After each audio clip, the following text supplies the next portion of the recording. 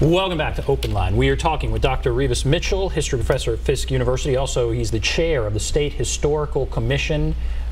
They will be looking at monuments across the entire state, and this is a time where I think it's good to talk about all of that. A lot of calls. Let's go to Brian. Hello, Brian. Hey, I'm here. Go right ahead. Hey, first I want to say to the doc, boy, I bet he's just seen a thing or two. I bet he's been around for a while. You know, with everything. But I want to say I grew up in Southern Illinois, and I got relatives in Kingsport and Nashville. And a lot of the family moved to Chicago to work. I know there's a big Nashville Chicago connection, but yeah, you know, East Tennessee, they wanted to stay in the Union, and Tennessee, they had it pretty rough. I thought most of these monuments were built like 1890, 1910, and that, you know, they could have had their various reasons for doing it, but a lot of them, they're pretty, you know, they're pretty awesome, pretty large, and it would be difficult, I would think, even physically move these things around, and you got to see if they're on public ground. And Nashville is unique. I told the producer in that we're one of the few states in the country where the biggest city also is the state capital, and the richest city, of course, in the state. That's very unusual. So anything that they want to do about these statues or anything like that would just get quashed, I would think, by the state senate. I would think they would just say no. So You think it's going to be? Oh yeah, I want to say, Fisk. What happened to those paintings? I hope you guys are able to keep those paintings from that nice old lady that there were millions and millions. I know there was a lot of concern about that. Yeah, yep. We entered into an arrangement with the Mrs. Walton of Walmart. She became a supporter, so she shares 50% interest, and so the O'Keeffe collection spends 3 years in Nashville. I hope you view it when it's here, and then it spends 3 years in Arkansas at the beautiful museum they have there. So, all right, back to the monuments. But I want to comment on Brian. Oh, yeah, go ahead. Brian is, like I hope many Tennesseans, he's very informed about what's going on. He's very informed, he understands that.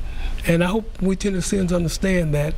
And, you know, it's a process. It's always a process. And the concerns you mentioned about size and grandeur and how it's handled, it's a process that will be considered by the legislature and eventually by my commission.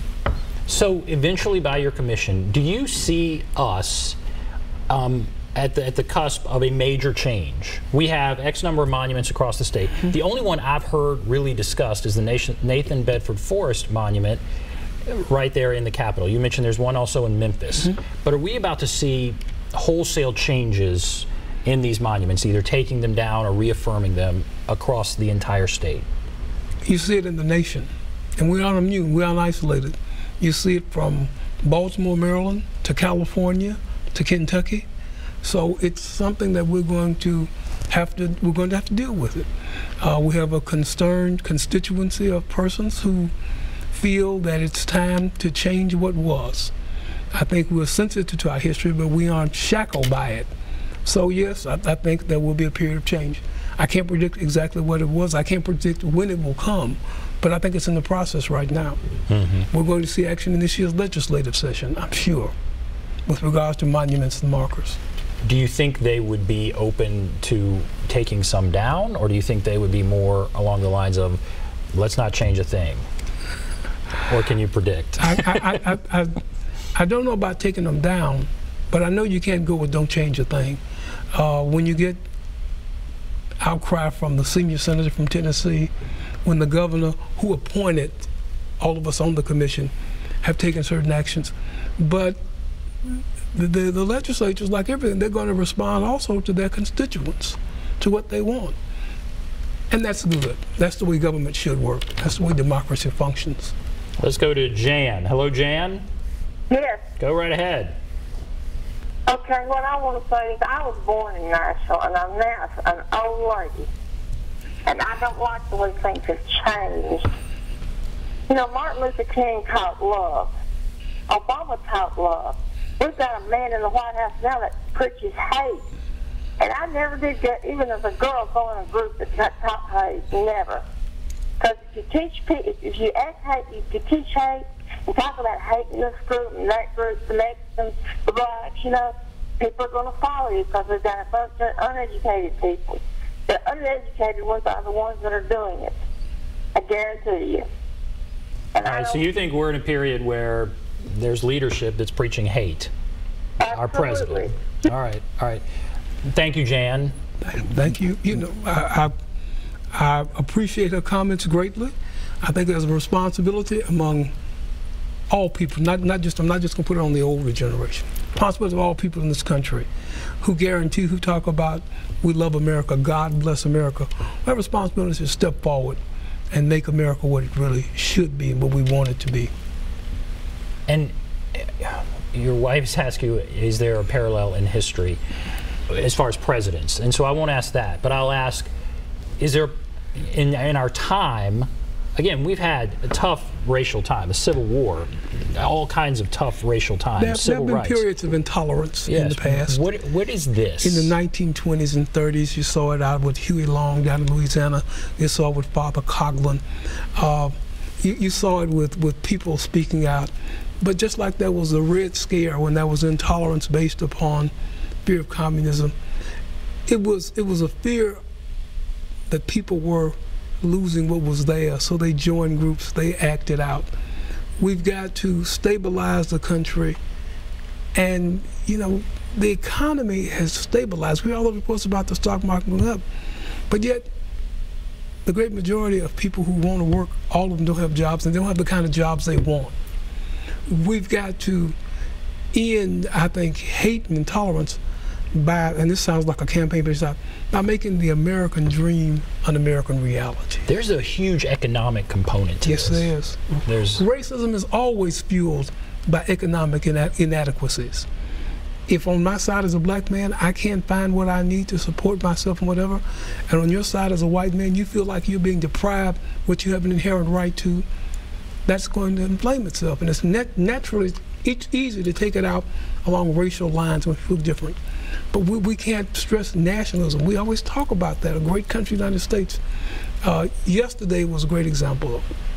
Everybody was out there under the eclipse. People were celebrating it. They saw the human experience. We didn't divide up on that.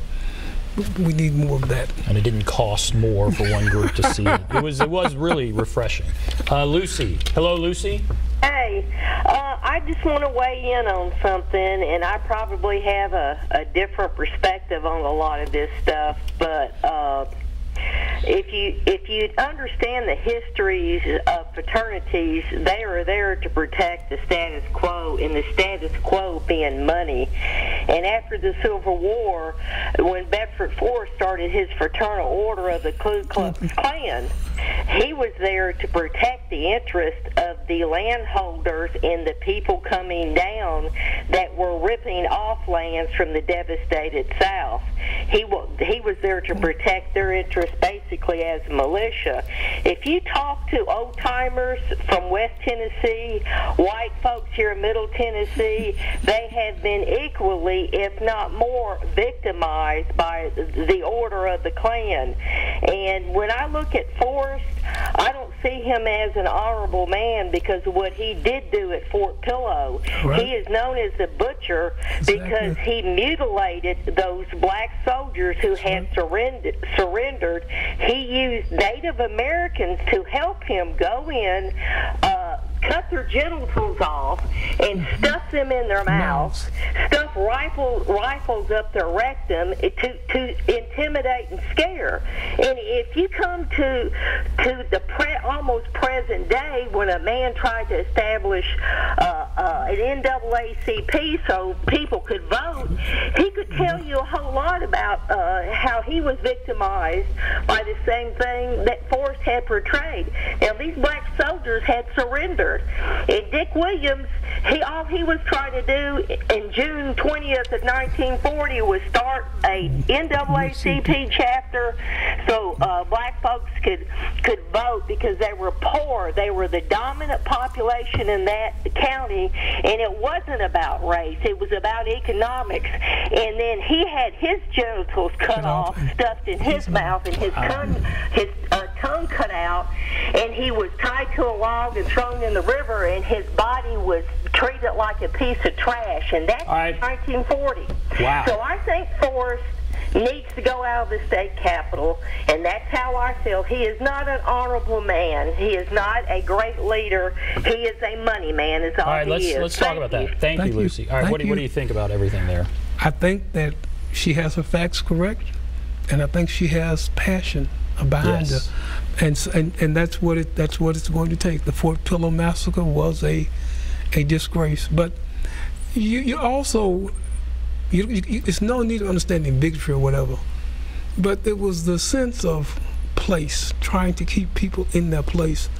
Later on, believe it or not, there was a fear of black folks leaving the South because they needed me for sharecropping and work labor. So it's always a question of economics.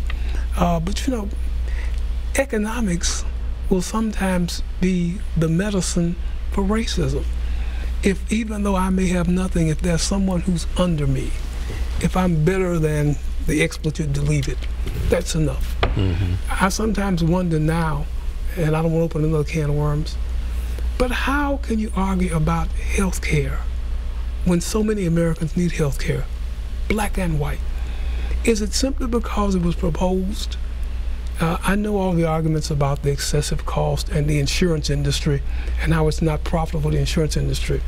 But, you know, a great nation, and we can't provide universal health care, we can't take care of our people.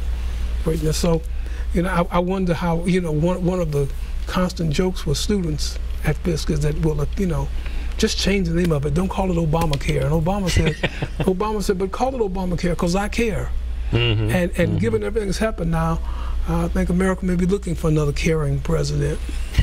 All right, we're going to take a break. If you want to call in, there's the number. If you're on the line, hold on. We'll just go through the calls when we come back. Take a break. Be back right after this.